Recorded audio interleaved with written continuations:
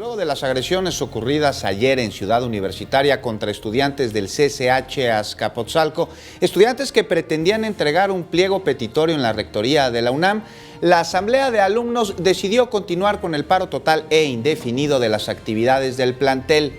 Sobre este tema, acordaron sesionar el próximo jueves para analizar la estrategia de exigencia que iniciaron el 27 de agosto pasado en contra de la falta de profesores y la destitución de la entonces directora Patricia Márquez. Y esta tarde, tras una manifestación, casi 500 universitarios demandaron solución a la violencia y también castigo para los responsables de las agresiones contra los estudiantes, que le menciono, algunos se encuentran graves. El estudiante Rodrigo Guiló, a nombre de la Facultad de Ciencias Políticas y Sociales, afirmó que se requieren soluciones reales al problema y no más comunicados de prensa con condenas a hechos violentos.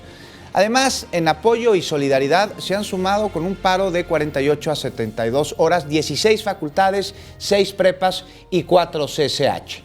Al respecto, la Procuraduría General de Justicia de la Ciudad de México ya inició las investigaciones sobre los hechos y dio parte a la PGR.